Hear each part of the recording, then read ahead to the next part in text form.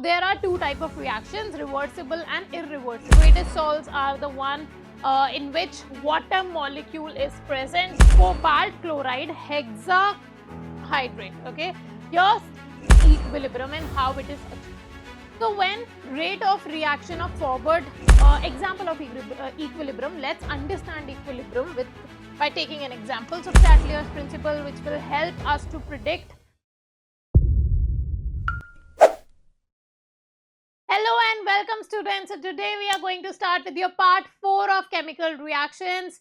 3 parts we have already uploaded. So if you have not checked out the 3 parts of chemical reaction, then go check out. You will find the links in the description box below. So today in this particular video, we are going to talk about 2 very important process, Haber process and contact process. So in Haber process, we discuss about the production of ammonia from nitrogen and hydrogen, and in contact process, we discuss about the production of your sulfuric acid. Okay, so let's begin with the Haber's process first. So Haber's process, ammonia is manufactured in an exothermic reaction. This is your exothermic reaction, the forward reaction in which nitrogen and hydrogen reacts to form ammonia. Okay, this is your exothermic process. So the reverse reaction in which ammonia is breaking down into nitrogen and hydrogen will be your endothermic. Okay, we have discussed this in your equilibrium in your part 3 of chemical reaction.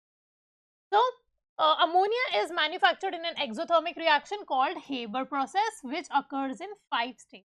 Now we are going to discuss the 5 stages in which the ammonia is produced, right? Now first we need reactants. For any reaction to proceed, we need reactants. So we need nitrogen and we need hydrogen. Now where do we get hydrogen from? We get hydrogen from methane. What is methane? Methane is your natural gas. Chemically it is your CH4, okay, carbon bonded with 4 hydrogen. This is methane. Okay, so we obtain our hydrogen, the raw material for ammonia, from methane, and we obtain nitrogen from air.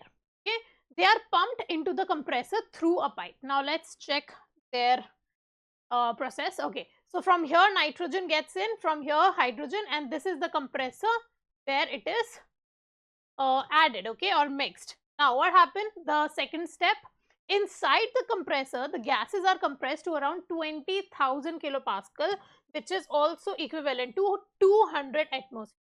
Okay, so this is very important condition, reaction condition, which you should know, that the pressure, the optimum pressure for this is 200 atmospheres, right? Now what happens? This is your compressor. In this 200 atmosphere pressure is present. Now what happens? Stage 3 is the pressurized gas are pumped into a tank containing the layer of iron catalyst. Now second most important reaction condition is the catalyst name. So which is the catalyst which we use for the production of ammonia? It is iron, Fe. Okay, so you can see the iron, this is iron layer, iron bed or catalyst bed. Okay, from here it is pumped, H2 and N2 is pumped over here from this compressor. Now what happened in the step 3, at 450 degrees Celsius or 723.15 Kelvin. So what is the temperature of this particular part? It is 4. This is another important thing, temperature. Optimum temperature is your 450 degrees Celsius. Now what happens? Some of the hydrogen and nitrogen remains unreactive and some convert into ammonia. We have already discussed this, that the reactant should have proper orientation and activation energy, or the minimum energy which is required for them to convert into product after collision. So here what are they saying? Some of the hydrogen and nitrogen react to form ammonia, and the one which remains unreactive, they are again sent back, okay, and they start the cycle again. So stage 4 is unreacted hydrogen and nitrogen and the ammonia product pass into a cooling tank. Now where is the cooling tank? Here it is. This is the cooling tank. So hydrogen, nitrogen, which are unreacted, and the NH3 which is already formed. Okay, all these 3 things are then shifted to this cooling tank. In cooling tank, what happened? This gas converts into liquid. Okay, this is what happened because the temperature is now cool. Therefore, the gas molecules will come closer to each other, and therefore they will convert into liquid state. Okay, so the ammonia is liquefied and removed to pressurized storage vessels. Here you can see. Then what happened? unreacted hydrogen and nitrogen are recycled back into the system and start over again. This becomes your stage 5. Okay, this is your stage 5, that the unreacted hydrogen and nitrogen which did not form the product ammonia, they are again recycled back to the system from here. Okay, from here they are again recycled back. So this is how we get ammonia. So again I am summarizing every point. So nitrogen we get from air, hydrogen we get from methane. The catalyst which is used, the catalyst is what? Catalyst is that chemical compound which itself do not take part in the reaction, but it increases the rate of reaction or the speed of reaction, right? And the catalyst which here is used is iron. Okay, then the temperature, the optimum temperature is 450 degrees Celsius. Why it is 450 degrees Celsius? We'll discuss about that in the coming slides. And the pressure is your 200 atmosphere. Now let's talk about your reaction condition. Here, the yield of ammonia produced changes with change in made to temperature and pressure. This we are talking from your Lee-Chatelier principle, which we have discussed in your part 3. Okay, so Lee-Chatelier principle you should know. This is the balanced equation. What happens if we increase or decrease the temperature or pressure? So let's discuss.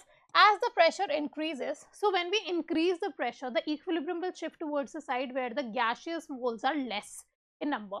So over here, the reactant side, how many gaseous number? 1 from nitrogen, from hydrogen, 4 moles of gases are present in the reactant side, and how many in the product side? 2. So lesser number of gas moles are present in the right side. So the equilibrium will shift towards the right if we increase the pressure. Why? To counter the change which is made, right? Next is, as the temperature decreases, the percentage yield increases. Why does this happen? Because it is an exothermic process. Exothermic process means it releases energy. Okay, so if it releases energy, so to counter this, to counter temperature decrease, like if we decrease the temperature, to counter this, the reaction equilibrium will shift towards the right and more of ammonia will be produced, or I can say that the percentage yield of ammonia will increase. So this we are talking about ammonia, and here also. So the reaction will shift towards the right. The reaction equilibrium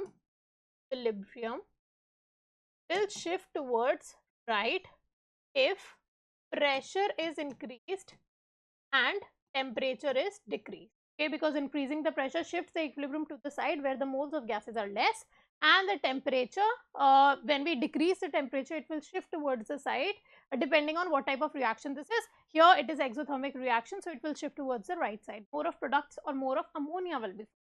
Now, the actual condition used must be chosen depending on a number of economical, chemical and your practical considerations. So we have to check if the reactants which we are using or the raw material should be available, and the temperature and pressure conditions should be economically viable, right? So considering all of these steps, we choose the optimum temperature and pressure.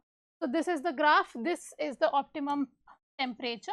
If we decrease the temperature, it looks something like this, and if we increase, this is the graph. Now let's talk why it is chosen that temperature should be 450. So high temperature favors the reverse reaction. We already discussed this over here, that as the temperature decreases, percentage yield of ammonia increases. Here they are saying that high temperature, if we are increasing the temperature, reverse reaction will start, or nitrogen and hydrogen starts to form, as it is endothermic reaction. This, like the reverse reaction, is your endothermic reaction.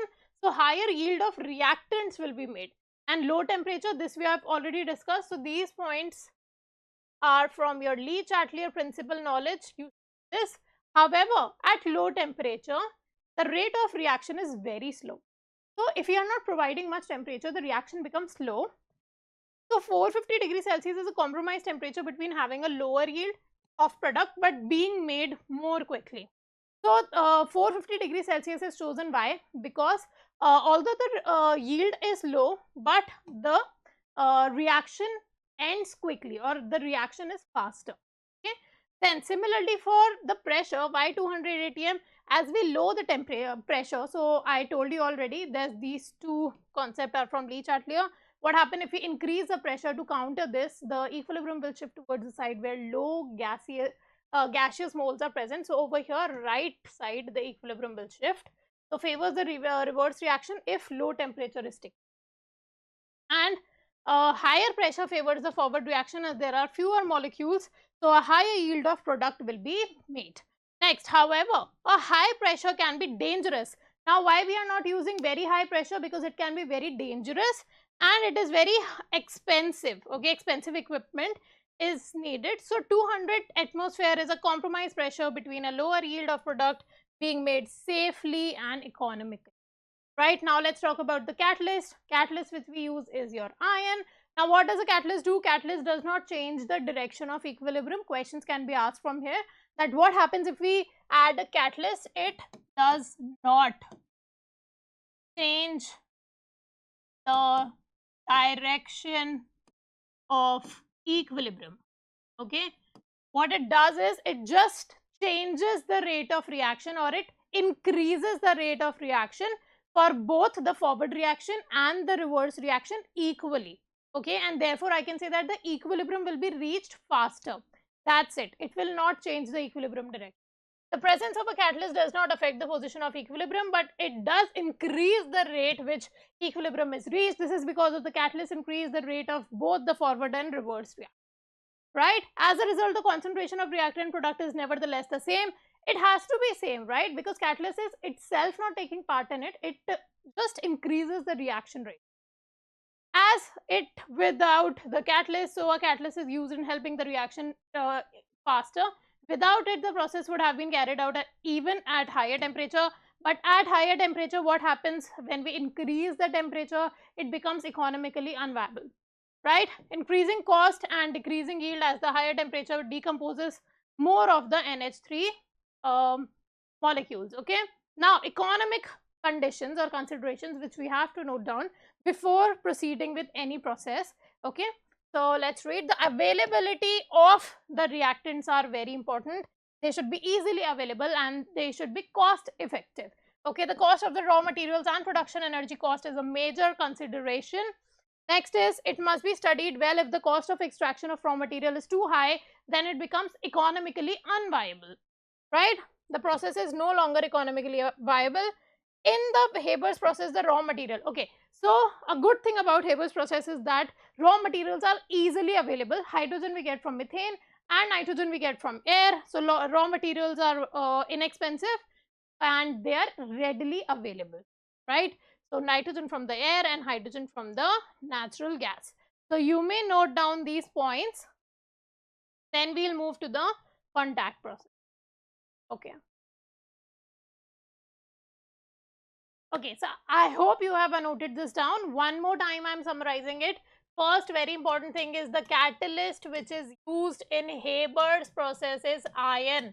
Okay, because many a time students get confused that the catalyst which is used over here is vanadium oxide or iron, because vanadium oxide we study in contact process. Don't get confused.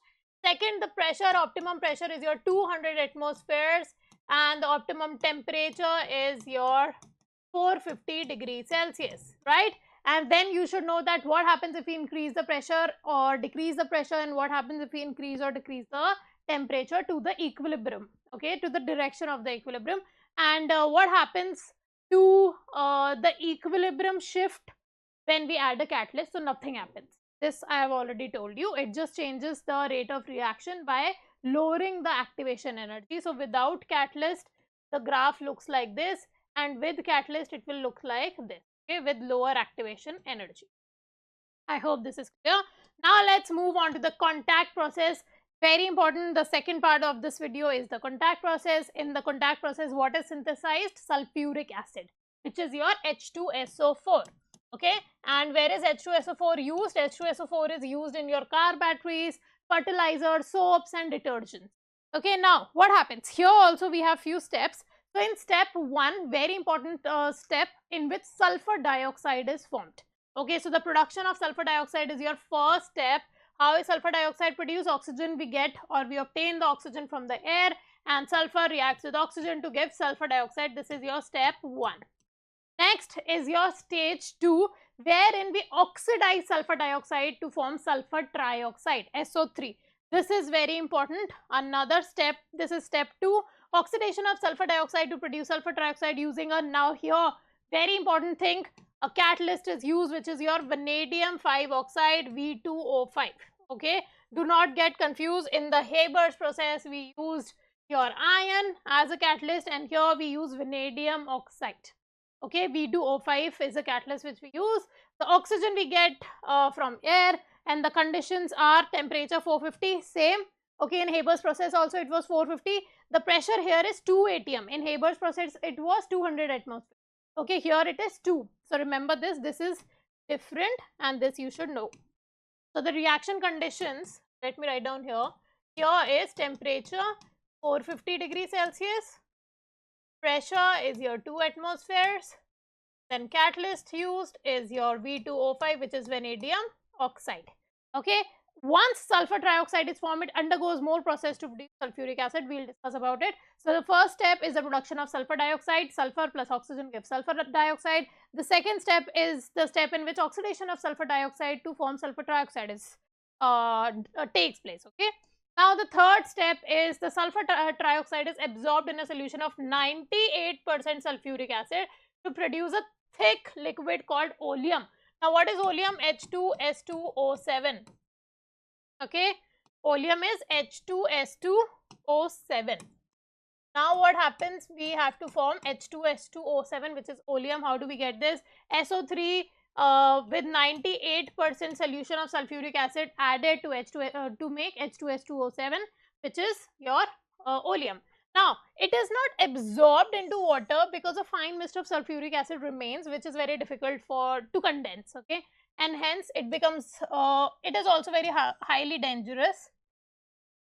Oleum is added to water to form concentrated. Okay, then after this oleum is formed, it is then added to water to form sulfuric acid. This is when our process stops. Okay, this is how we get the sulfuric acid. So step 1, to produce S plus O2 gives SO2. This was your step 1. Then SO2 which then oxidizes to form SO3. Then what happened? We have to add this SO3 with your H2SO4 98% to get oleum H2S2O7. And then a very important thing happens. It is not absorbed in water. Why? Because fine mist of sulfuric acid would be produced, which is very, very, very toxic or very, very dangerous, and this is very difficult to condense. Hence, after this oleum is formed, we add water H2S2O7 plus water to get our sulfuric acid H2SO4.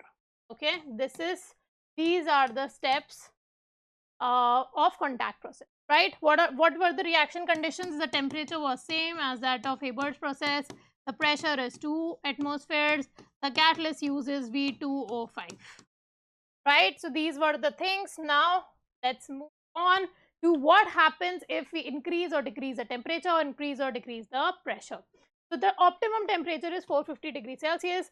Now this is from Lee-Chatelier principle again. High temperature favors the reverse reaction as it is endothermic. We know that. And so a higher yield of reactants will be made. So if I increase the temperature, the reaction will move towards left side. Okay, or more of reactants will be produced if I increase the temperature. And what happens if we decrease the temperature to counter this? This is exothermic reaction. So if I decrease the temperature, the reaction will shift towards the right, where more SO3 will be formed. So lowering temperature will shift my reaction towards the right side, where more of sulfur trioxide will be, right?